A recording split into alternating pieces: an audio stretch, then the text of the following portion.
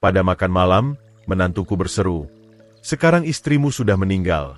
Berkabunglah, kemasi tasmu, dan jangan pernah kembali." Dan putriku hanya tersenyum dan mengangguk. "Rumah ini sebenarnya bukan milikmu. Aku pergi, tapi bukan untuk mengemas tas, melainkan ke bank dan menjalankan rencanaku. Sebelum melanjutkan, silakan berlangganan saluran ini dan beritahu kami dari mana Anda mendengarkan di kolom komentar." Garpu di tanganku gemetar saat aku menatap meja makan. 7 hari sejak pemakaman Susan. 7 hari mengharapkan kenyamanan dari anak-anak yang kami besarkan, kasihi, dan korbankan segalanya. Namun, Marcel bersandar di kursinya seolah dia pemilik rumah ini. "Budi," suaranya memecah keheningan, tajam seperti angin musim dingin. "Kita perlu bicara." Fania tak mau menatap mataku. Putriku, yang dulu memanjat ke pangkuanku saat badai petir, kini memainkan cincin kawinnya seolah itu membakar jarinya. Daging panggang yang kusiapkan mendingin di antara kami. "Apa yang ada di pikiranmu, Nak?" Kata itu terasa asing. Marcel tak pernah seperti anak bagiku. Hanya pria yang mencuri hati putriku 12 tahun lalu. "Rumah ini." Dia menunjuk ruang makan kami, tempat Susan mengadakan makan malam keluarga tak terhitung, tempat Fania meniup lilin ulang tahun. Tempat kenangan hidup di setiap sudut. Terlalu besar untuk satu orang. Dadaku sesak. Aku tinggal di sini 23 tahun. Tepat sekali. Senyum Marcel tak mengandung kehangatan. Saatnya berubah. Fania dan aku, kami butuh ruang. Ruang yang nyata. Bukan apartemen sempit yang kami tempati. Aku menoleh ke putriku, mencari kasih sayang yang kuberi dia. Dia menatap piringnya seolah menyimpan rahasia alam semesta. "Fania." Suaraku pecah. Dia akhirnya mengangkat kepala. Mata biru itu, mata Susan, menembusku seolah aku sudah tak ada. "Marcel benar, Ayah. Tempat ini terlalu berat untukmu sekarang." Kata-kata itu lebih menyakitkan daripada pukulan fisik. Terlalu berat. Seolah 23 tahun pembayaran hipotek, memelihara setiap inci rumah ini untuk keluargaku, tak berarti apa-apa, seolah aku beban yang harus diurus. "Kalian harap aku pergi kemana?" Aku meletakkan garpu sebelum getarannya mengkhianatiku lebih jauh. Marcel mencondongkan tubuh, merasakan kelemahanku. "Panti jompo, perawatan lansia, tempat yang sesuai untuk usiamu." "Sesuai?" Aku mengulang kata itu, merasakan kepahitannya. "Ayah, kau 67 tahun. Suara Fania penuh kesabaran pura-pura, seperti menjelaskan matematika sederhana pada anak kecil. "Ibu sudah tiada. Kau tak seharusnya tinggal sendirian di rumah besar ini." Berderap-derap, seperti aku bagian longgar dalam mesin yang perlu diperbaiki. Marcel berdiri, melangkah ke jendela yang menghadap taman mawar Susan. "Dengar, Budi, kami realistis di sini. Jual rumah ini, cari yang lebih kecil, lebih mudah diurus. Semua menang. Semua menang." Frasa itu bergema di kepalaku. Semua kecuali pria yang membangun hidup ini bata demi bata. "Kau bisa punya apartemen kecil yang bagus." Kata-kata Fania terburu-buru, baris yang sudah dilatih, tapi disampaikan buruk, tanpa perawatan, tanpa khawatir. Bebas, bebas. Mereka mengemas pengusiran sebagai pembebasan. Aku mempelajari wajah putriku, mencari jejak gadis yang dulu melindungi burung yang terluka, yang menangis jika tak sengaja menginjak bunga. Gadis itu lenyap, digantikan orang asing dengan wajahnya. Dan jika aku menolak, keheningan membentang seperti kawat yang tegang. Marcel kembali ke kursinya, meluruskan bahu seperti prajurit menuju pertempuran. "Ayah," suara Fania mengeras. "Jangan buat ini lebih sulit dari yang seharusnya." Lebih sulit. Seolah keterikatanku pada rumah yang kugenggam bersama istriku selama 2 dekade hanyalah keras kepala. Marcel membersihkan tenggorokannya, suara tajam di ruangan sunyi. Kata-katanya mendarat seperti pukulan palu pada kaca. "Sekarang istrimu sudah meninggal. Berkabunglah, kemasi kopermu, dan jangan pernah kembali. Kebrutalan itu mencuri napasku. Susan direduksi jadi istrimu. Seolah 38 tahun pernikahan hanyalah pengaturan sementara. Meninggal, kemasi, jangan kembali. Setiap kata dirancang untuk melukai. Aku menunggu Vania menarik napas, memprotes, menunjukkan secercah putri yang kubesarkan. Tapi dia mengangguk. Marcel benar, ayah. Sudah waktunya. Sesuatu dalam diriku mengkristal saat itu. Bukan pecah. Mengkristal. Seperti air membeku jadi sesuatu yang lebih keras, lebih dingin, lebih terarah. Aku berdiri perlahan. Kakiku lebih mantap dari beberapa hari ini. Baiklah. 2 kata. Itu saja yang bisa kukatakan. 2 kata yang menampung 38 tahun pernikahan, 23 tahun di rumah ini, 67 tahun hidup terhormat, dan 7 hari duka yang mereka gunakan sebagai senjata melawanku. Aku berjalan ke lemari lorong dan mengenakan jaketku. Di belakangku, suara Marcel membawa kesombongan seperti parfum. Pilihan cerdas. Budi. Kami akan bantu cari tempat besok. Aku tak menjawab. Tak bisa menjawab. Pintu tertutup di belakangku dengan klik lembut yang bergema di dadaku. Udara malam menggigit wajahku saat aku berdiri di teras depanku, menatap jendela yang bersinar hangat dan mengundang. Rumahku, hidupku, keluargaku, mantan keluarga. Aku berjalan ke mobilku. Setiap langkah terukur dan sengaja. Saat melaju pergi, aku tak menoleh ke kaca spion. Aku selesai melihat ke belakang. Sesuatu yang baru terbentuk di tempat hatiku dulu berada. Kembali di ruang kerjaku, aku membersihkan piring makan malam dengan presisi mekanis. Vania dan Marcel pergi 20 menit lalu. Pintu mobil mereka membanting seperti tembakan di malam yang sunyi. Kini keheningan menekan dinding rumahku. Rumah kami, milik Susan dan aku. Aku tenggelam di kursi kulit yang jadi tempat perlindunganku selama 15 tahun. Foto kelulusan di mejaku menangkap cahaya lampu. Vania pada usia 22, berseri dalam toga, lengannya melingkari Susan dan aku. 1,246 miliar rupiah. Itulah biaya pendidikannya. Setiap semester, setiap biaya asrama, setiap buku teks dan rencana makan, aku transfer uang dengan senang hati, melihat tabunganku menipis saat masa depan putriku meluas. Mei 2013, auditorium universitas penuh, tapi aku hanya melihatnya. Saat mereka memanggil namanya, Vania Mari Santoso, Susan meremas tanganku begitu erat hingga cincin kawinnya menekan telapak tanganku. Putri kami melintasi panggung seolah dia menguasai dunia. Setelahnya, di tempat parkir, Vania memeluk leherku, air mata mengalir di wajahnya. Aku tak percaya kau melakukan ini untukku, ayah. Suaranya pecah oleh emosi.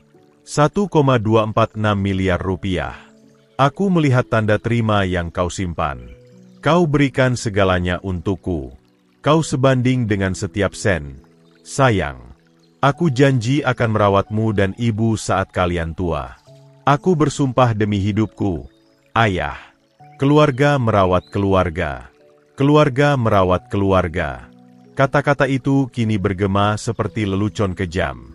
Aku meraih foto itu, menelusuri wajah muda Vania melalui kaca. 5 tahun kemudian, dia butuh bantuan lagi. 910 juta rupiah kali ini untuk uang muka rumah. Dia dan Marcel tak bisa memenuhi syarat hipotek sendiri. Terlalu banyak utang, kredit tak cukup. Mereka duduk di ruang tamuku. Mata Vania merah karena menangis. Kami akan membayarmu kembali, ayah. Setiap rupiah dengan bunga. Marcel mengangguk. Meski rasa terima kasihnya terasa tipis bahkan saat itu. Tapi keputusasaan Vania nyata. Dia menginginkan rumah itu seperti dia dulu menginginkan gelarnya dengan kebutuhan yang menghabiskan. Aku menulis cek keesokan paginya. 2 tahun lalu, pernikahan mereka.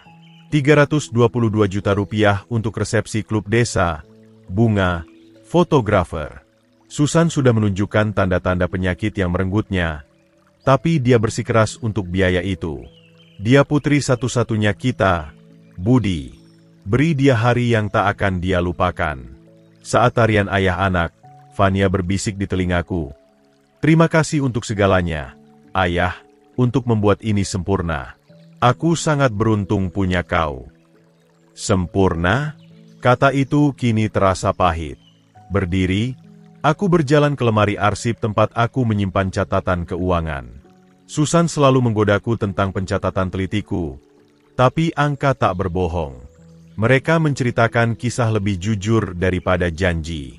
Kuliah, 1,246 miliar rupiah. Uang muka rumah, 910 juta rupiah. Pernikahan, 322 juta rupiah. Pinjaman kecil selama bertahun-tahun untuk mobil. Darurat, startup bisnis konstruksi Marcel yang gagal, 532 juta rupiah, 3,01 miliar rupiah.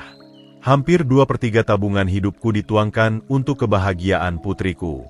Setiap cek ditulis dengan cinta, setiap transfer dilakukan dengan bangga. Kenangan jauh muncul. Vania pada usia 7 tahun, goyah di sepeda pertamanya di halaman depan. Aku memegang joknya, berlari di sisinya saat dia menemukan keseimbangan. Kita akan selalu jadi keluarga, kan, ayah? Selalu, sayang. Keluarga merawat keluarga. Bahkan saat itu, dia paham kode yang kami jalani, atau begitu pikirku. Ponselku bergetar di meja. Pesan dari Vania. Terima kasih atas pengertiannya, ayah. Ini benar-benar yang terbaik. Kami akan bantu cari tempat bagus besok. Pengertian seolah aku setuju pada apapun. Seolah diperintah keluar dari rumahku sendiri, adalah perilaku wajar dari putri yang kuberikan segalanya. Aku menatap ponsel hingga layarnya gelap, lalu menyisihkannya. Sesuatu yang dingin menetap di dadaku, menggantikan luka dengan sesuatu yang lebih keras, lebih fokus. Mereka pikir mereka kenal Budi Santoso, ayah yang murah hati, duda yang berduka, sasaran mudah yang mereka salah kalkulasi. 35 tahun di perbankan mengajarkanku tentang uang dan pengaruh yang mereka tak bisa bayangkan. Membuka laptopku, aku mulai mengetik. Saatnya melihat apa yang telah dibeli investasiku. Fajar menemukanku menatap plafon. Bantal Susan masih berlekuk di sampingku. Tidur tak mungkin. Pukul 7, aku mandi, mengenakan setelan navy terbaikku, yang kukenakan untuk rapat klien selama 23 tahun, dan membuat keputusan. Bank Komunitas Nusantara di pusat kota Jakarta berdiri seperti benteng kaca dan baja. Aku bekerja di gedung ini hingga pensiun 3 tahun lalu. Tahu setiap koridor, setiap wajah. Berjalan melalui lobi terasa seperti melangkah kembali ke masa lalu. Budi Santoso. Senyum resepsionis tulus. Lama tak bertemu. Mau bertemu siapa? James Morrison. Jika dia ada, bilang ini tentang konsultasi keuangan. 20 menit kemudian, aku duduk di hadapan James di kantor sudutnya.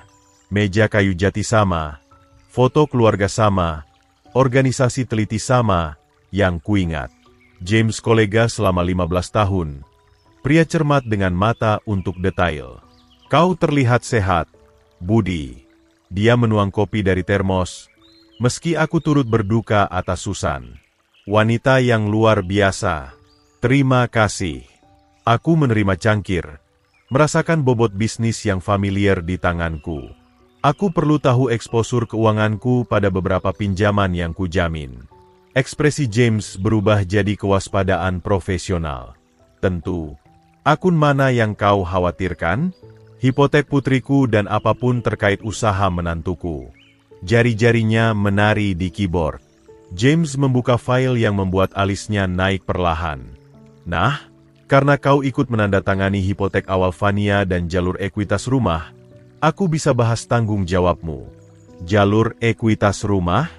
Aku tak tahu soal itu. Pembayaran hipotek tak teratur selama 8 bulan. James melanjutkan, menggulir data. Saat ini tertinggal 60 hari. Itu membahayakan peringkat kreditmu. 60 hari? Dadaku sesak. Bagaimana dengan akun bisnis Marcel?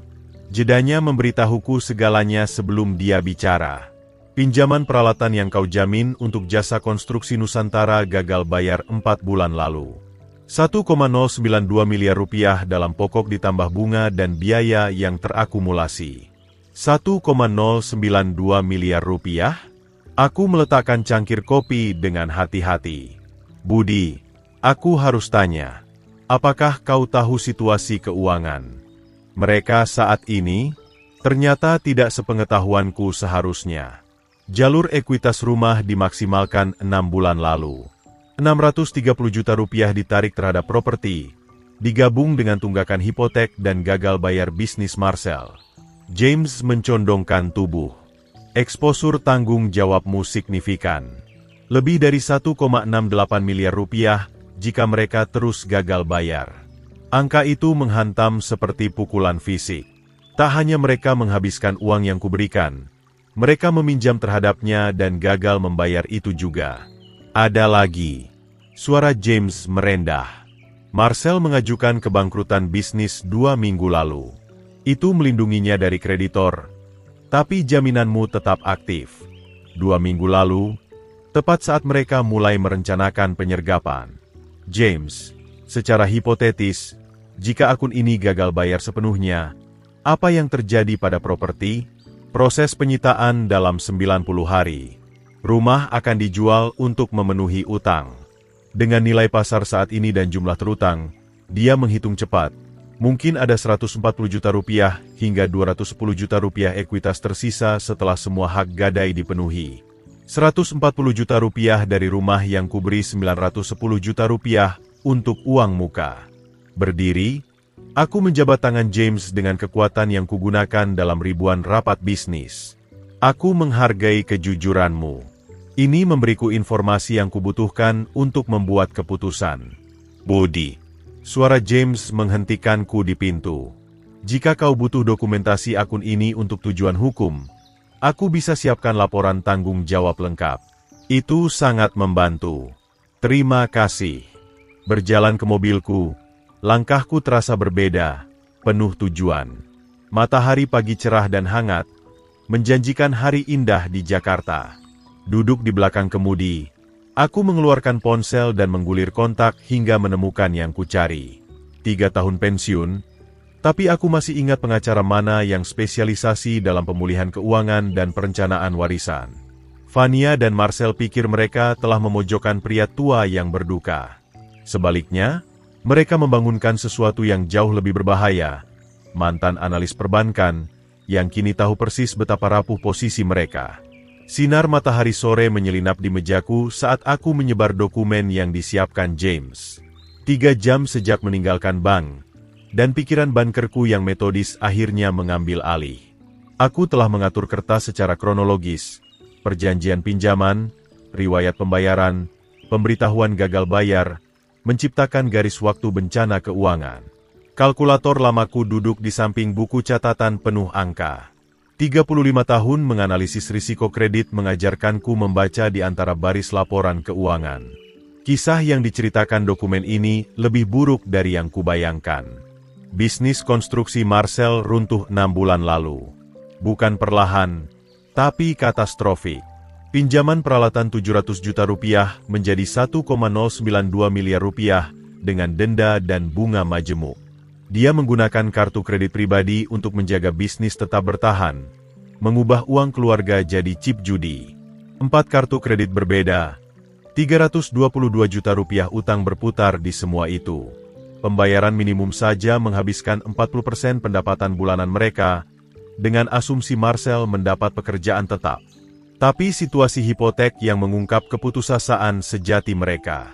Rumah Fania, yang kuberikan 910 juta rupiah untuk uang muka, tertinggal 3 bulan pembayaran. Proses penyitaan bisa dimulai dalam 60 hari.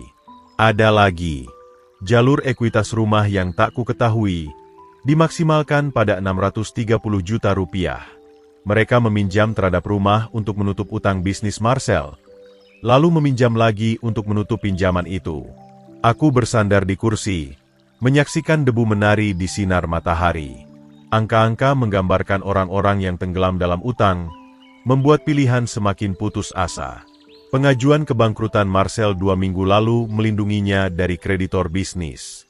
Tapi jaminanku tetap aktif. Mereka butuh rumahku. Bukan ingin, butuh. Apartemen sempit mereka bukan preferensi. Itu semua yang mereka mampu sambil menyulap pembayaran minimum pada utang yang mengalir. Ponselku bergetar. Pesan dari Fania. Ayah, kami menemukan panti jompo bagus di Jakarta Selatan. Jauh lebih sesuai daripada rumah besar kosong itu. Bisa kami jadwalkan tur besok? Jauh lebih sesuai. Bahasa klinis tak bisa menyamarkan urgensi. Mereka tak memikirkan kenyamanan atau kebahagiaanku. Mereka menghitung meter persegi terhadap pembayaran hipotek. Rumahku terhadap kelangsungan hidup mereka. Berdiri, aku berjalan ke lemari arsip tempat Susan dan aku menyimpan kertas penting. Di belakang polis asuransi, aku menemukan yang kucari. Salinan setiap perjanjian pinjaman yang kutandatangani selama bertahun-tahun. Eksposur tanggung jawabku mengejutkan. Jika utang bisnis Marcel sampai ke pengadilan, kreditor bisa mengejarku untuk jumlah penuh. Jika hipotek Fania disita, saldo kekurangan jadi tanggung jawabku. Perkiraan konservatif, 1,96 miliar rupiah dalam klaim potensial. Tapi tanggung jawab bekerja dua arah. Sebagai penjamin, aku punya hak hukum. Hak untuk menuntut informasi keuangan. Hak untuk melindungi kepentinganku. Hak yang mereka tak pernah harapkan akan kujalankan. Aku mengeluarkan laptop dan mulai mengetik. Saatnya melihat apa yang hak-hak itu berikan padaku. Undang-undang Indonesia cukup spesifik tentang perlindungan penjamin. Pasal tertentu sangat menarik. Penjamin bisa menuntut pembayaran segera atau pembubaran kewajiban yang dijamin dalam kondisi tertentu. Kondisi seperti menyembunyikan utang tambahan, menggunakan kredit yang dijamin untuk tujuan tak sah, mencoba menipu penjamin. Ponselku berdering. Fania lagi. Halo, ayah.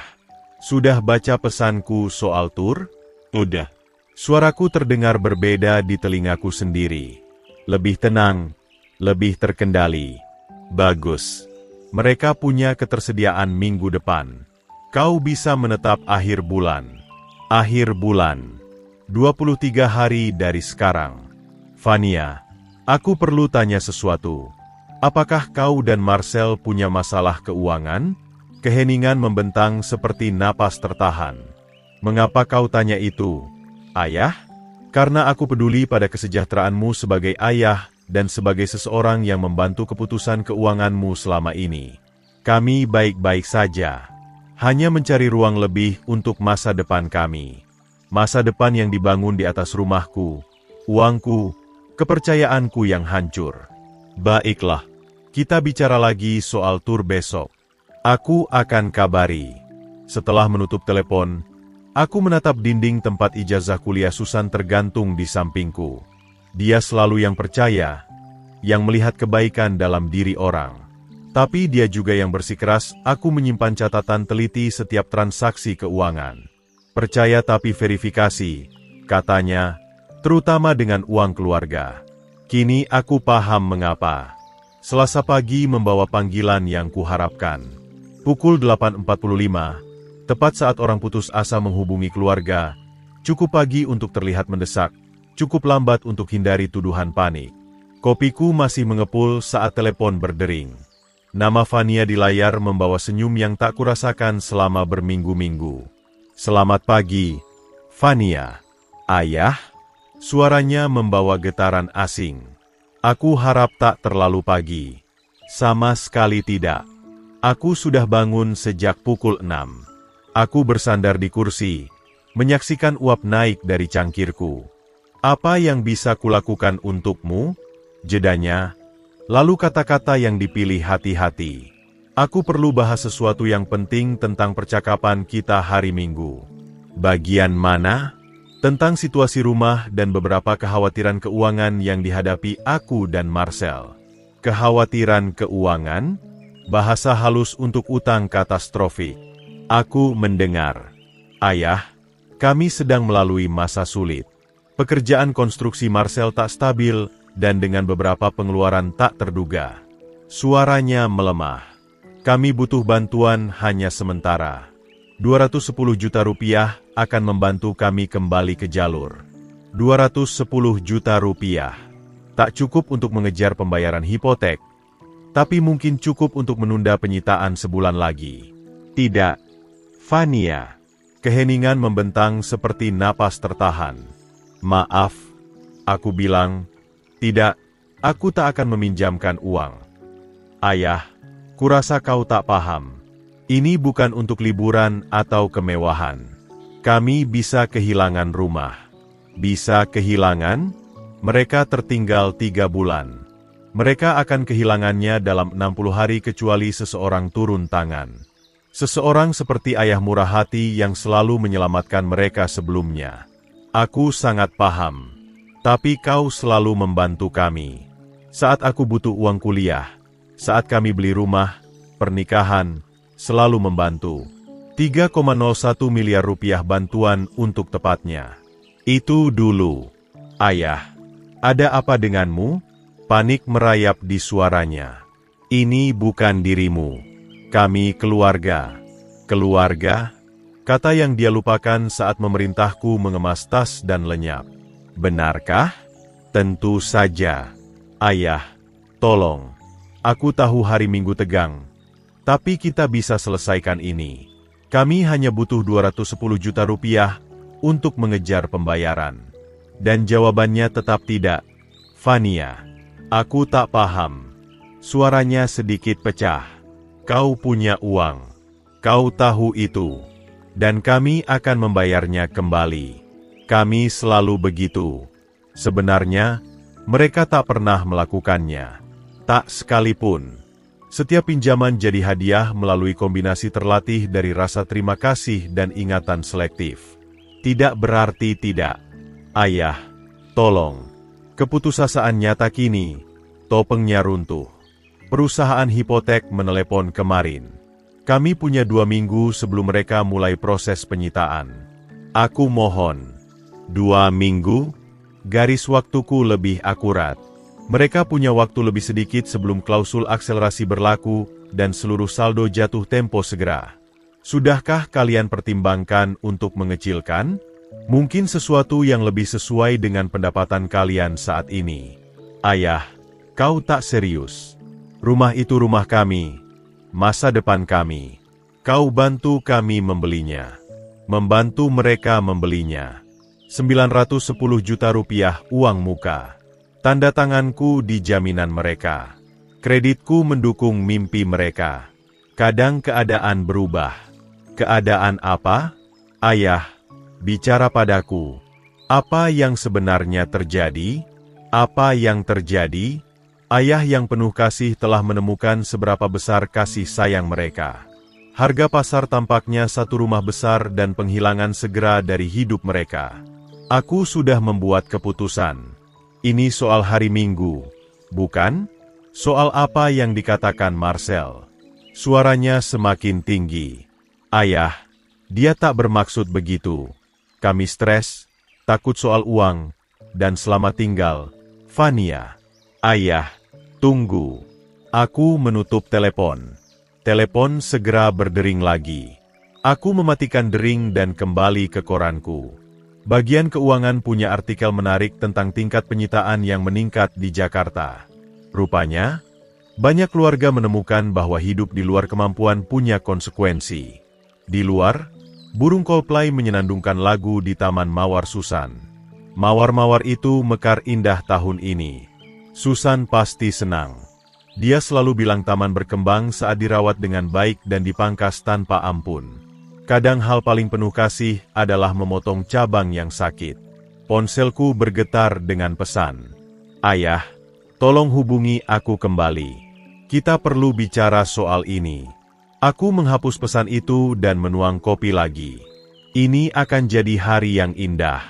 2 hari setelah penolakanku, pemberitahuan mulai berdatangan. Permintaan kredit pada akun yang kujamin. Sebagai penjamin, sistem otomatis menandai saat mereka mengajukan pinjaman darurat.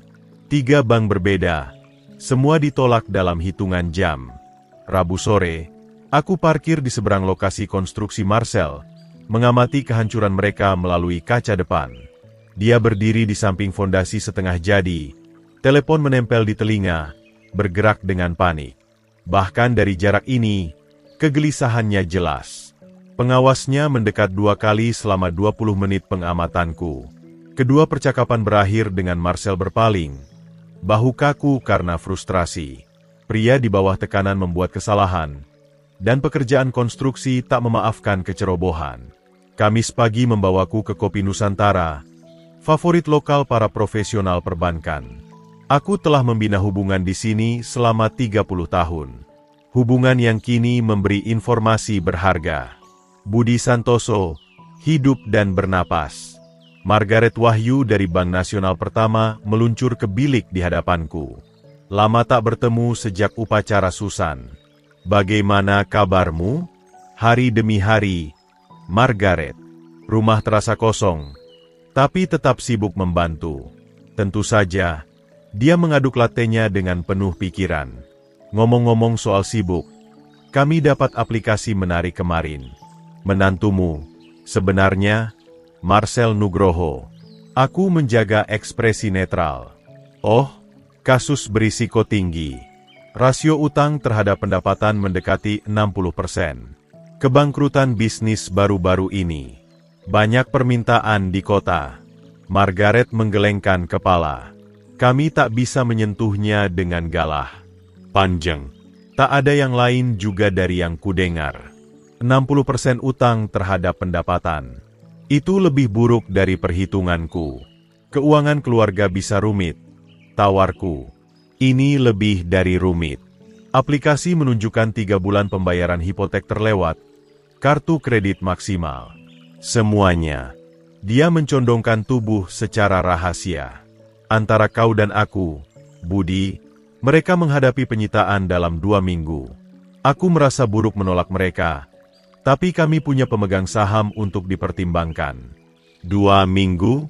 Garis waktuku optimistis. Itu disayangkan.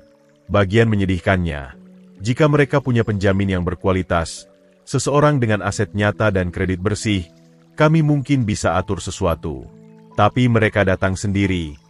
Putus asa seperti tikus gereja. Penjamin berkualitas? Ironinya tak luput dariku. Setelah Margaret pergi, aku duduk menyelesaikan kopiku dan mempertimbangkan informasi. Marcel dan Vania menemukan bahwa reputasi keuangan, sekali rusak, tak bisa diperbaiki cepat. Kepercayaan, seperti skor kredit, butuh bertahun-tahun untuk dibangun dan menit untuk dihancurkan. Mengemudi pulang, aku melewati kompleks apartemen kecil mereka. Mobil Vania terparkir di sana. Kap terbuka, uap naik dari mesin. Pengeluaran lain yang tak mampu mereka bayar. Dia berdiri di sampingnya. Telepon di tangan, mungkin menghubungi bengkel yang tak bisa dia bayar. Kembali di ruang kerjaku, aku membuka layanan pemantauan kredit yang kupertahankan pada akun yang kujamin. Aktivitas selama 48 jam terakhir menggambarkan keputusasaan yang meningkat, 7 aplikasi pinjaman, 7 penolakan. Setiap permintaan menurunkan skor kredit mereka, membuat aplikasi berikutnya semakin kecil kemungkinan berhasil. Ponselku bergetar. Pesan lain dari Vania.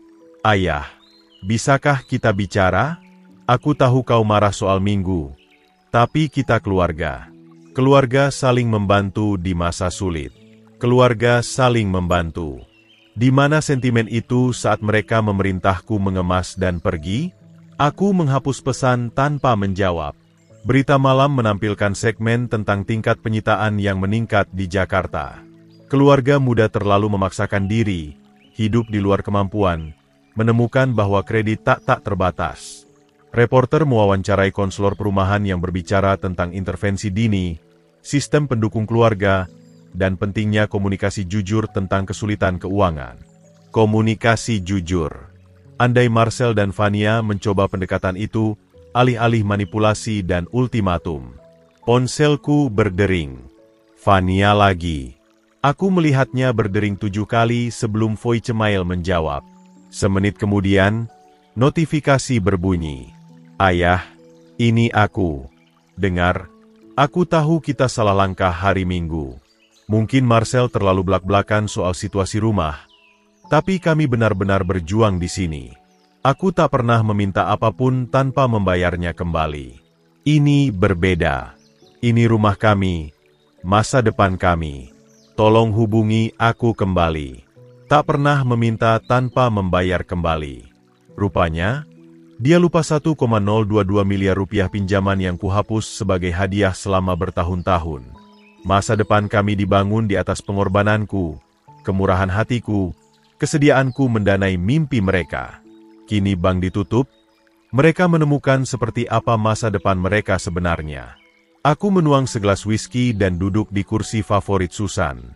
Di luar, malam Jakarta melukis langit dengan nuansa oranye dan merah muda, indah dan tak kenal ampun seperti lanskap itu sendiri. Jumat malam membawa panggilan yang kutunggu. Pukul 19.30. Tepat saat pria putus asa meninggalkan harga diri dan meraih tali penyelamat terakhir. Aku biarkan berdering 3 kali sebelum menjawab. Budi Santoso. Budi. Suara Marcel membawa ketegangan penolakan selama seminggu. Kita perlu bicara. Aku mendengar. Dengar. Aku tahu kita salah langkah hari Minggu. Mungkin aku terlalu belak-belakan soal situasi rumah. Tapi kita keluarga. Dan keluarga saling membantu di masa sulit. Keluarga? Betapa cepat kata itu muncul saat uang dibutuhkan. Apakah itu kita? Marcel? Tentu saja. Budi. Dengar aku. Kami dalam masalah serius di sini. Bang, tak satu pun mau bekerja sama dengan kami. Sesuatu tentang rasio utang terhadap pendapatan, permintaan kredit. Aku tak paham semua istilah keuangan. Aku sangat paham. 60% utang terhadap pendapatan adalah hukuman mati di pasar pinjaman saat ini. Istilah keuangan bisa membingungkan. Budi, kami butuh 210 juta rupiah hanya sementara. Kami akan tanda tangan kertas, bayar bunga, apapun yang kau mau. Tapi jika tak dapat bantuan segera, kami kehilangan segalanya. Segalanya. Rumah mereka, kredit mereka, asumsi nyaman tentang kemurahan hatiku yang tak terbatas. Seingatku, Marcel, kau suruh aku kemasi koper dan jangan kembali. Keheningan membentang di sambungan seperti kawat tegang. Itu kesalahpahaman. Aku stres soal rumah yang terlalu besar untukmu, khawatir tentang keselamatanmu, berderap sendirian di ruang luas itu. Berderap. Bahkan permintaan maafnya mengandung nada merendahkan. Interpretasi menarik. Budi, tolong. Susan pasti ingin kau membantu kami. Dia mencintai Fania. Mencintai keluarga kami. Dia tak ingin kami kehilangan rumah. Susan, mereka menggunakan istriku yang sudah meninggal sebagai pengaruh. Keberanian itu hampir mengagumkan. Susan sudah tiada. Marcel, aku membuat keputusan sendiri sekarang. Apa yang terjadi padamu? Suaranya semakin tinggi. Keputusasaan merembes melalui kendali yang pura-pura. Ini bukan Budi yang ku kenal. Budi yang membantu kuliah, pernikahan, uang muka rumah. Budi yang menulis cek tanpa pertanyaan, yang menerima rasa terima kasih sebagai pembayaran, yang tak pernah menuntut pertanggungjawaban. Budi itu mati Minggu malam. Mungkin kau tak pernah mengenalku sebaik yang kau kira. Ini soal Minggu, bukan? Soal yang kukatakan. Panik merayap di nadanya. Budi, aku minta maaf. Aku salah. Aku tak seharusnya menyarankan kau tinggalkan rumahmu sendiri. Tak seharusnya menyarankan. Bukan tak seharusnya bermaksud, tapi tak seharusnya mengatakannya. Permen maafmu dicatat, lalu kau akan membantu kami. Mengapa tidak? Pertanyaan itu meledak di saluran. Kau punya uang. Kau tahu itu. 4,2 miliar rupiah di tabungan. Mungkin lebih. Apa itu 210 juta rupiah bagimu? 4,2 miliar rupiah. Mendekati saldo sebenarnya. Seseorang telah meneliti keuanganku. Bagaimana kau tahu saldo akunku? Marcel? Aku Fania menyebutkan. Dengar, itu tak penting. Yang penting kau bisa selamatkan kami dan kau memilih tidak. Memilih tidak. Seolah kemurahan hati adalah kewajiban, bukan hadiah. Kau benar. Aku memilih. Kau bajingan. Dia menahan diri. Napasnya berat. Budi. Aku mencoba hormat di sini. Tapi kau mendorongku. Kami bicara soal masa depan putrimu. Warisan cucumu. Cucu yang tak ada dari putri yang memerintahku diusir. Apakah kau mengancamku, Marcel? Aku menjelaskan realitas. Jika kami kehilangan rumah ini, jika kredit kami hancur, jika kami dipaksa bangkrut, itu memengaruhi semua orang, termasuk kau. Semua orang kecuali pria yang mereka coba usir. Kurasa percakapan kita selesai. Tunggu, Budi. Katakan saja mengapa. Mengapa kau tak membantu kami? Apa yang kami lakukan untuk pantas ini? Apa yang mereka lakukan? Mereka menganggap duka sebagai kelemahan, cinta sebagai kerentanan, kemurahan hatiku sebagai pendapatan terjamin.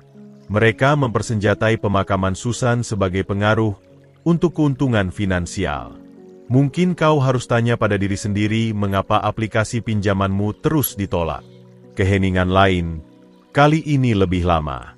Saat Marcel bicara lagi, suaranya membawa kualitas berbeda. Curiga. Apa maksudmu? Tepat seperti yang kukatakan, Marcel. Apa yang tak kau beritahu padaku? Semuanya. Jaringan profesionalku, hak penjaminku, kesabaran strategisku, pemahaman detailku tentang keputusasaan keuangan mereka. Selamat malam, Marcel. Budi, jangan berani tutup telepon. Aku memutus sambungan dan mematikan dering. Di luar jendela ruang kerjaku, malam Jakarta melukis langit dengan nuansa merah tua dan emas, indah dan tak kenal ampun, seperti keadilan itu sendiri. Ponselku bergetar dengan pesan. Marcel, ini belum selesai, orang tua. Bukan main-main. Aku tersenyum dan menghapus pesan. Dia benar soal satu hal. Ini baru permulaan. Sabtu pagi membawa kejelasan tentang langkah berikutnya. Ancaman Marcel telah melampaui batas yang membutuhkan respons tepat. Jika dia ingin main keras, aku akan tunjukkan seperti apa strategi tingkat profesional. Perhentian pertamaku adalah Pusat Penelitian Bisnis Perpustakaan Umum. 23 tahun di perbankan mengajarkanku bahwa setiap perusahaan meninggalkan jejak kertas, dan konstruksi Nusantara tak terkecuali. Database Komisi Korporasi Indonesia mengungkap detail menarik. Konstruksi Nusantara telah mengajukan pemberitahuan pembayaran terlambat dengan 3 subkontraktor dalam 4 bulan terakhir. Masalah arus kas, penundaan izin pada 2 proyek kota, klaim kompensasi pekerja masih dalam penyelidikan. Aku mencetak halaman relevan dan beralih ke database industri konstruksi. Gambarannya semakin jelas.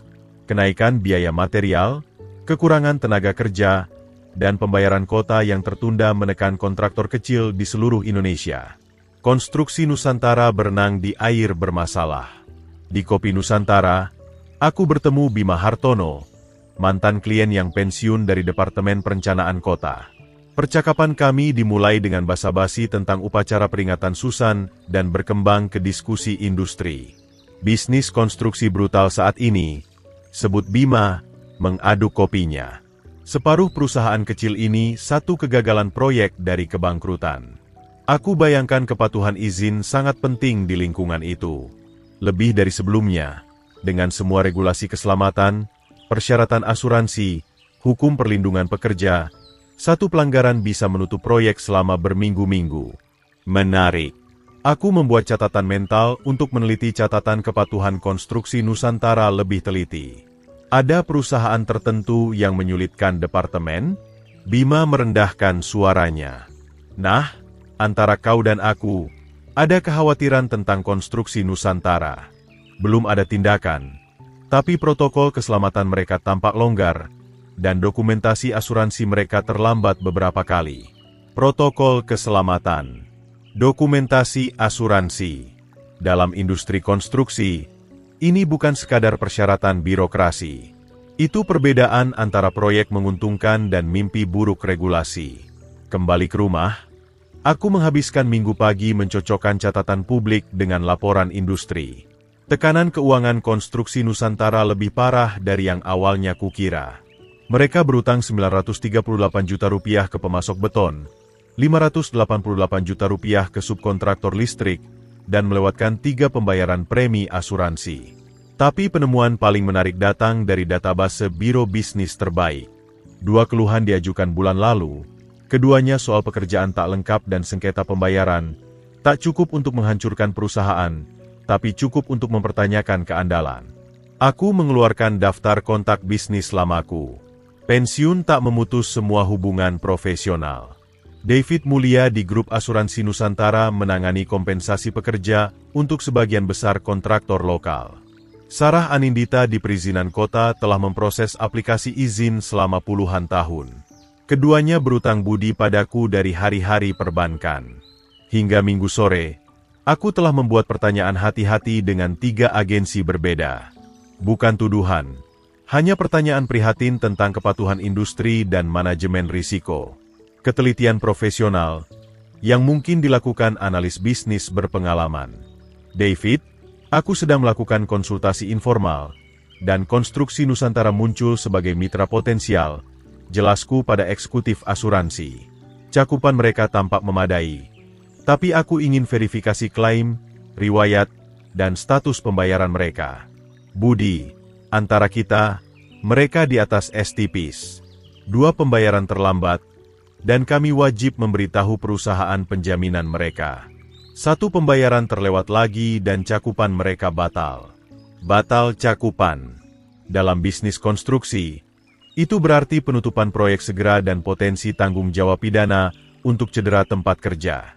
Sarah Anindita di Perizinan Kota sama-sama informatif. Konstruksi Nusantara, mereka punya masalah izin akhir-akhir ini. Tak besar, tapi cukup untuk menunjukkan masalah manajemen. Mandor mereka menyerahkan rencana keselamatan tak lengkap 2 kali bulan lalu. Rencana keselamatan tak lengkap. Bendera merah lain yang akan diawasi ketat oleh otoritas regulasi. Aku menghabiskan minggu malam mensintesis penelitianku. Konstruksi Nusantara adalah perusahaan di bawah tekanan, berjalan di tali tipis kepatuhan regulasi sambil berjuang dengan masalah arus kas. Mereka butuh setiap proyek berjalan lancar, setiap izin diproses tanpa penundaan, setiap inspeksi lulus dengan bersih. Sayangnya bagi Marcel, perusahaan di posisi rapuh sering menemukan bahwa masalah kecil jadi bencana besar sangat cepat, terutama saat masalah itu mendapat perhatian tepat dari otoritas.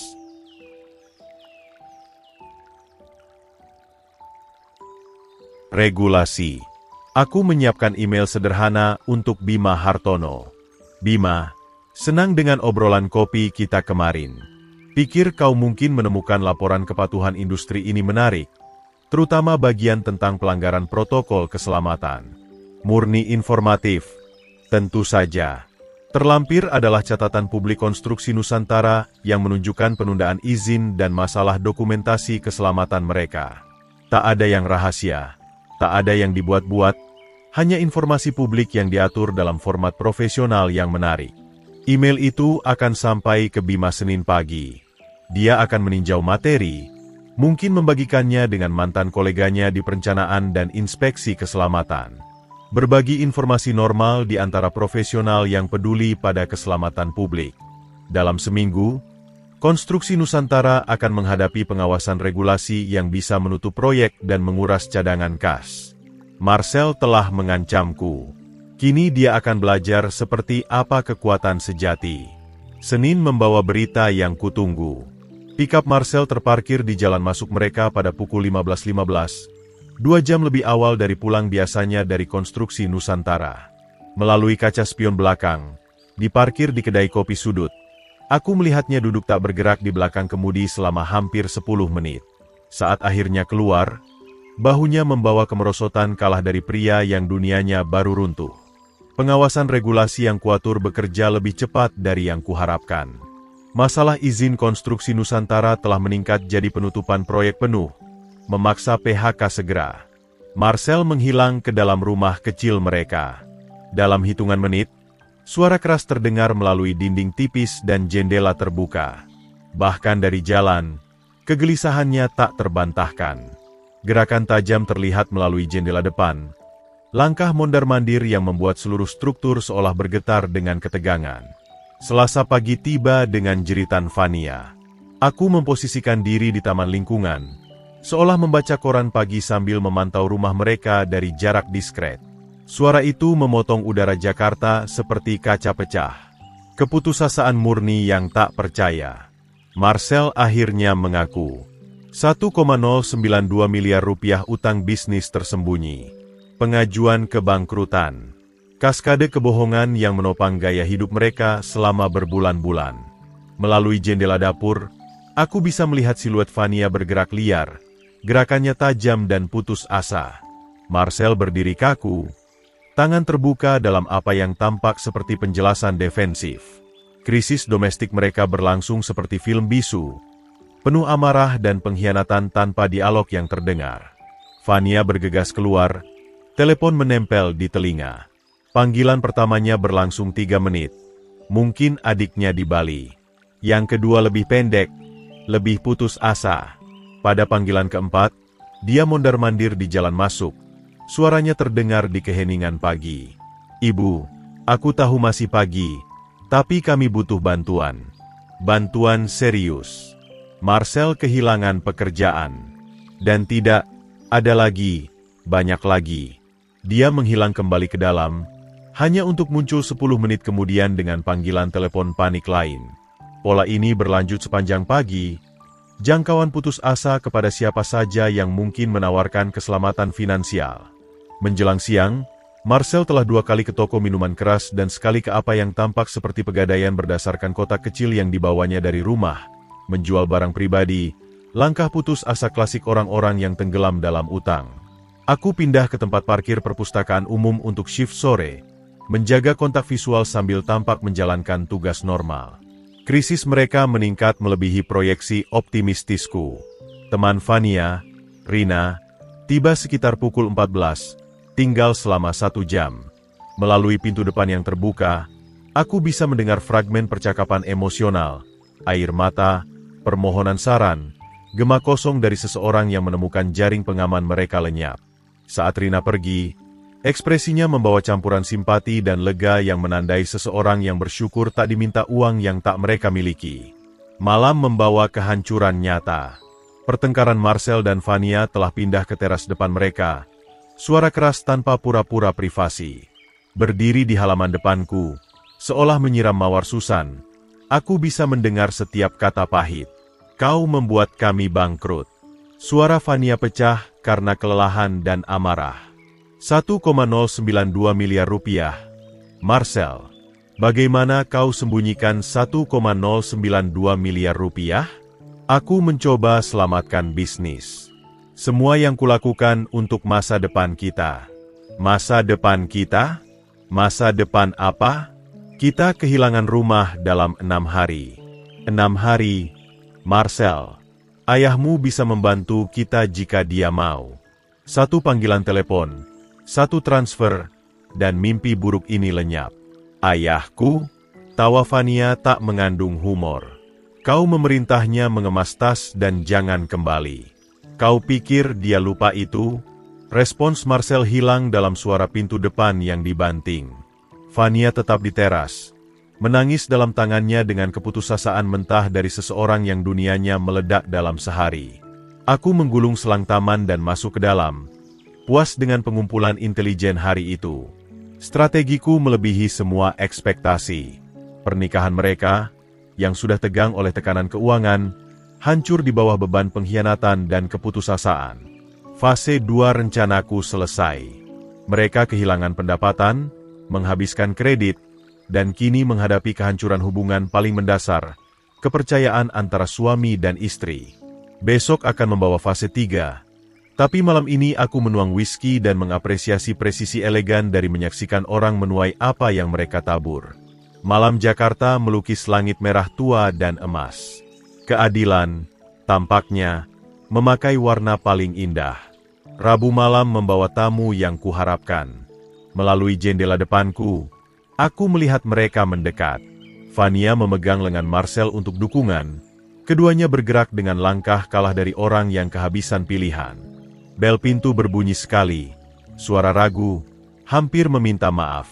Aku mengambil waktu untuk menjawab, menyesuaikan dasi, memeriksa penampilan di cermin lorong. Saat berhadapan dengan orang putus asa, waktu dan presentasi adalah segalanya. Ayah. Mata Fania merah karena menangis. Terima kasih karena mau bertemu kami, Fania. Marcel.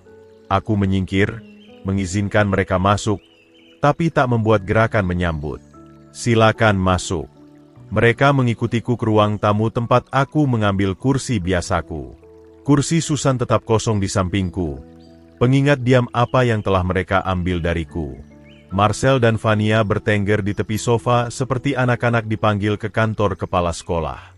Kurasa kalian punya sesuatu untuk dibahas. Ketabahan Fania pecah seketika. Ayah, kami dalam masalah serius. Aku tahu kami membuat kesalahan. Mengatakan hal yang tak seharusnya. Tapi kesalahan. Aku mengulang kata itu dengan presisi klinis. Pilihan istilah yang menarik. Budi, aku perlu minta maaf. Suara Marcel membawa ketegangan harga diri yang ditelan. Apa yang kukatakan saat makan malam soal mengemas tas, itu sama sekali tak pantas. Aku stres soal situasi keuangan kami, dan melampiaskannya padamu.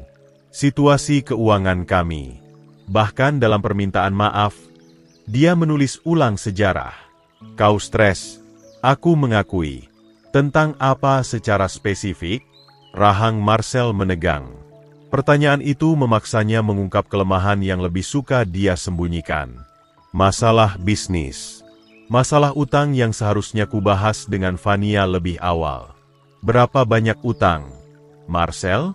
Keheningan membentang tak nyaman. Fania memandang suaminya dengan luka baru. Bahkan sekarang dia enggan mengaku lingkup penuh penipuannya.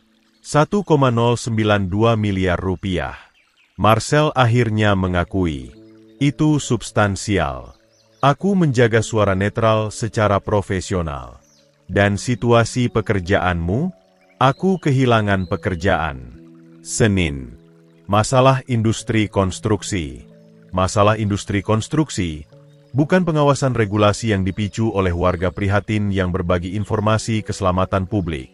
Marcel masih tak paham lingkup sejati masalahnya. Ayah, tolong. Suara Fania pecah. Kami kehilangan rumah dalam 5 hari. Aku sudah telepon semua orang. Adikku, teman kuliah, siapa saja yang mungkin membantu. Tak ada yang punya uang sebanyak itu dalam waktu singkat. Tak ada kecuali ayah yang mereka bantu usir dari rumahnya sendiri. Dan kau teringat padaku, keluargamu. Air mata mengalir di wajahnya. Kau semua yang kumiliki sejak ibu meninggal. Dia pasti ingin kita tetap bersama. Selesaikan masalah kita.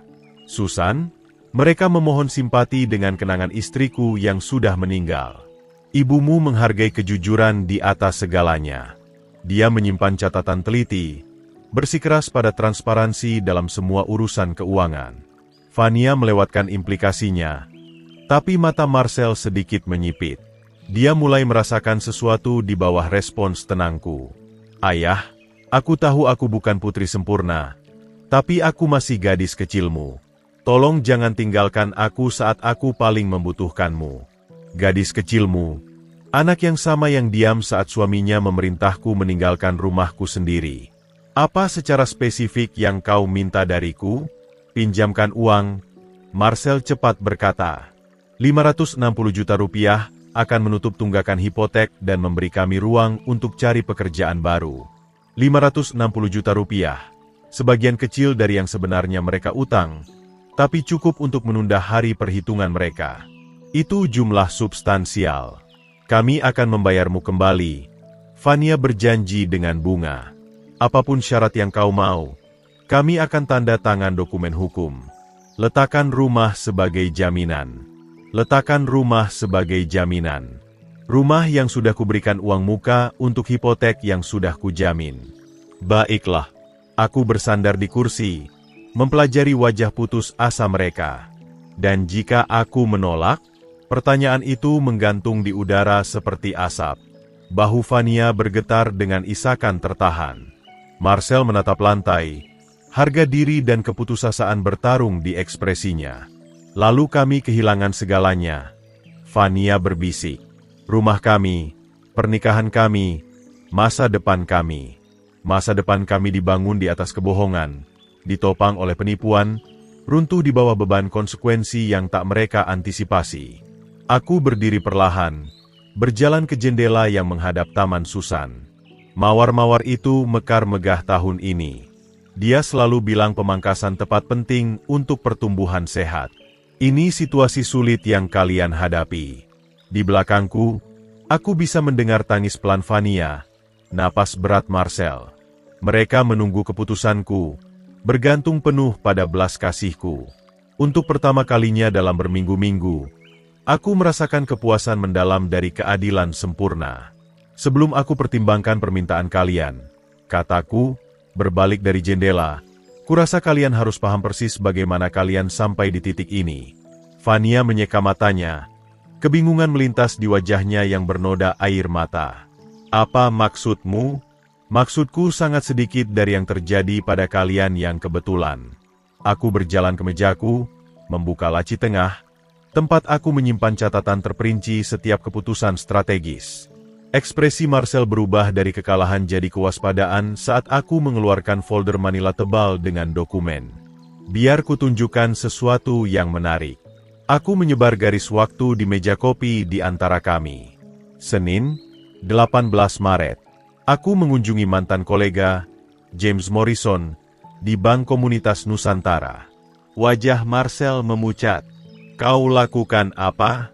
Sebagai penjamin pinjaman kalian, aku punya hak hukum untuk meninjau status keuangan kalian. James sangat teliti dalam penilaiannya. Aku mengeluarkan laporan kredit cetak, 1,092 miliar rupiah utang bisnis, 3 bulan tertinggal pembayaran hipotek, kartu kredit maksimal pada 60% batas yang tersedia. Fania menatap dokumen. Ayah, aku tak paham. Aku melakukan analisis risiko profesional pada situasi kalian. 23 tahun di perbankan mengajarkanku mengenali klien yang tak bisa diselamatkan. Aku beralih ke halaman lain. Rasio utang terhadap pendapatan kalian mendekati 65%. Secara statistik tak mungkin dipertahankan. Kau menganalisis kami? Suara Marcel membawa kengerian yang tumbuh. Saat Fania menelepon, meminta 210 juta rupiah, aku sudah mengharapkannya selama berhari-hari. Waktunya bisa diprediksi berdasarkan jadwal pembayaran dan proyeksi arus kas kalian. Kau rencanakan untuk menolak. Marcel, kau memerintahku mengemas koper dan tak pernah kembali. Apakah kau bayangkan tak ada konsekuensi untuk kekejaman tingkat itu? Aku beralih ke set dokumen berikutnya. Komunitas perbankan di Jakarta sangat terhubung. Margaret Wahyu di Bank Nasional Pertama, David Anindita di Kredit Nusantara, Sarah Morrison di Koperasi Kredit Nusantara, semua mantan klienku. Marcel kini berdiri. Wajahnya memerah dengan pemahaman kemarahan. Kau memasukkan kami ke daftar hitam. Aku berbagi kekhawatiran sah tentang faktor risiko dan keandalan pembayaran. Semua yang kubahas adalah informasi publik. Kau hancurkan aplikasi kredit. Aku memberikan wawasan profesional kepada kolega yang membuat keputusan bisnis bijaksana. Fania menatapku seolah melihat orang asing. Ayah, apa yang kau katakan? Aku bilang konstruksi Nusantara sudah rentan sebelum aku berbagi kekhawatiran keselamatan tempat kerja dengan Bima Hartono di perencanaan kota. Kepatuhan izin mereka dipertanyakan. Pembayaran asuransi mereka terlambat. Protokol keselamatan mereka perlu ditinjau. Kau membuatku dipecat. Kata-kata Marcel keluar sebagai bisikan. Aku memastikan otoritas regulasi punya informasi lengkap tentang risiko keselamatan publik potensial. Masalah konstruksi Nusantara berikutnya sepenuhnya ulah mereka sendiri. Aku mengeluarkan dokumen terakhir, garis waktu strategis tulisan tanganku, setiap panggilan telepon, setiap penolakan, setiap kebetulan dihitung untuk dampak psikologis maksimal pada waktu optimal. Kau merencanakan semua ini? Suara Fania pecah. Sejak Marcel menyuruhku mengemas tas, ya, aku menghabiskan 35 tahun menganalisis kerentanan keuangan dan titik tekanan strategis. Menerapkan keahlian itu pada situasi kalian hanyalah metodologi profesional. Marcel melompat maju, meraih kertas-kertas. Kau tua manipulatif, hati-hati, Marcel. Suaraku membawa baja. Kau masih di rumahku meminta bantuanku. Dia membeku. Dokumen bergetar di tangannya saat membaca catatan perencanaan metodisku. Tanggal, keputusan strategis, kontak profesional yang dimanfaatkan, eliminasi sistematis pilihan mereka. Kau hancurkan pernikahan kami. Tuduhan Fania menggantung di udara. Pernikahan kalian adalah kerusakan sampingan. Tujuan utama adalah konsekuensi yang tepat untuk perilaku tak berperi kemanusiaan. Kami keluargamu. Anggota keluarga tak memerintah satu sama lain untuk lenyap setelah 38 tahun pengabdian dan pengorbanan. Kalian mendefinisikan ulang hubungan kita malam minggu itu. Fania ambruk kembali ke sofa, kewalahan oleh lingkup pengkhianatan. Bagaimana kau bisa lakukan ini pada putrimu sendiri? Bagaimana kau bisa diam saat suamimu memerintahku meninggalkan rumahku sendiri? Marcel melempar kertas-kertas ke seluruh ruangan, menyebarkan dokumentasi telitiku. Kau monster. Aku profesional yang menerapkan pemikiran sistematis pada masalah pribadi. Kalian mengancam seseorang yang kalian pikir tak berdaya. Kalian menemukan sebaliknya. Ruangan menjadi sunyi kecuali isakan pelan Fania. Mereka memproses besarnya dikalahkan sepenuhnya oleh seseorang yang mereka remehkan. Sekarang, kataku, kembali ke kursiku dengan otoritas tenang dari kemenangan penuh. Haruskah kita bahas syarat di mana aku mungkin pertimbangkan untuk membantu kalian? Marcel mengumpulkan kertas-kertas yang berserakan dengan tangan gemetar. Wajahnya memerah karena kemarahan dan penghinaan. Fania tetap ambruk di sofa, memproses besarnya karya strategis ayahnya. Ini syaratku, kataku, kembali ke kursiku dengan otoritas tenang dari kemenangan penuh. Kalian ingin bahas bantuan. Mari kita bahas dengan benar. Syarat. Suara Fania nyaris berbisik. Kalian memerintahku mengemas koper dan lenyap. Sekarang, kalian butuh bantuanku untuk bertahan. Itu membutuhkan pengakuan beberapa realitas mendasar tentang hubungan kita ke depan. Marcel menoleh dari dokumen. Kebencian membakar di matanya, tapi diredam oleh kebutuhan putus asa. Apa yang kau inginkan? Pertama, permintaan maaf tertulis. Pengakuan publik bahwa perlakuan kalian padaku tak pantas dan kejam. Kalian akan mengirimkannya ke buletin lingkungan dan mempostingnya di media sosial. Kau ingin kami mempermalukan diri sendiri di depan umum.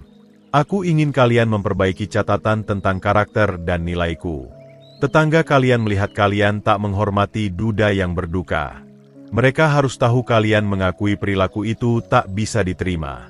Fania mengangguk pelan. Baiklah, kami akan tulis permintaan maaf. Kedua, kalian akan memperlakukanku dengan hormat dan sopan yang pantas untuk patriark keluarga. Tak ada lagi komentar meremehkan. Tak ada lagi anggapan keuangan. Tak ada lagi perintah soal pengaturan hidupku. Ya, Budi, Marcel berkata melalui gigi terkatup. Ketiga, setiap bantuan yang kuberikan datang dengan syarat. Kalian akan ikuti panduan keuanganku, hadiri konseling untuk masalah pernikahan kalian, dan pertahankan pekerjaan yang kusetujui. Kau ingin kendalikan hidup kami. Aku ingin pastikan investasiku tak terbuang pada orang yang tak belajar dari kesalahan mereka. Aku berdiri dan berjalan ke mejaku, mengeluarkan buku cek. Suara pena menggores kertas adalah satu-satunya suara di ruangan. Aku siap memberikan 350 juta rupiah. Cukup untuk mencegah penyitaan dan memberi kalian ruang untuk membangun kembali hidup kalian dengan benar. Mata Fania melebar. 350 juta rupiah? Tapi kami butuh 560 juta rupiah untuk mengejar sepenuhnya. Kalian perlu pelajari bedanya penyelamatan dan bantuan. Aku tak memulihkan gaya hidup kalian sebelumnya. Aku mencegah keruntuhan total sambil kalian bangun sesuatu yang lebih berkelanjutan. Aku merobek cek dan meletakkannya di meja kopi. Ini datang dengan laporan kemajuan bulanan, transparansi keuangan, kehadiran konseling pernikahan, verifikasi pekerjaan, komunikasi hormat. Marcel menatap cek itu seperti itu penyelamatan sekaligus racun, dan jika kami tolak syarat ini, lalu kalian tinggalkan rumahku dan selesaikan masalah kalian tanpa keterlibatanku. Keheningan membentang hampir semenit. Mereka menghitung pilihan, menimbang harga diri melawan kelangsungan hidup, martabat melawan kebutuhan. Kami terima, Vania akhirnya berkata. Semuanya. Rahang Marcel bekerja seperti mengunyah kaca, tapi dia mengangguk. Ya, kami terima syaratmu. Bagus. Aku mengambil cek dan memegangnya di luar jangkauan mereka. Kalian akan dapat ini besok setelah menulis dan mengirim permintaan maaf publik. Anggap malam ini kesempatan kalian untuk merenungkan betapa drastisnya keadaan kalian berubah. Aku mengantar mereka ke pintu depan. Postur kala mereka kontras tajam dengan pasangan arogan yang mencoba mengusirku 2 minggu lalu. Satu pikiran terakhir, kataku saat mereka melangkah ke teras. Kalian anggap aku lemah karena berduka, murah hati karena mencintai, tak berdaya karena lebih tua. Kalian keliru menganggap kebaikan sebagai kebodohan, dan kesabaran sebagai ketidakberdayaan. Marcel berbalik. Wajahnya memelintir dengan kemarahan tak berdaya. Ini belum selesai, Budi. Kau benar sekali. Ini belum selesai. Ini baru mulai di bawah manajemen baru. Aku menutup pintu dan kembali ke ruang tamu, mengumpulkan dokumen yang berserakan dari garis waktu strategisku. Di luar, mobil mereka menyala dan melaju pergi, membawa 2 orang yang belajar bahwa kekejaman punya konsekuensi. Di ruang kerjaku, aku membuka foto Susan dan tersenyum pada wajah lembutnya. Kurasa kau akan bangga, kataku padanya. Mereka ingin aku pergi, tapi aku masih di sini, dan kini mereka tahu persis dengan siapa mereka berhadapan. Rumah itu menetap dalam keheningan nyaman di sekitarku. Keadilan, kutemukan, adalah hidangan yang paling baik disajikan secara sistematis. Jika Anda menyukai cerita ini, silakan sukai video ini, berlangganan saluran ini, dan bagikan kesan Anda tentang cerita ini di kolom komentar. Untuk mendengarkan cerita berikutnya, klik kotak di sebelah kiri. Terima kasih telah menonton.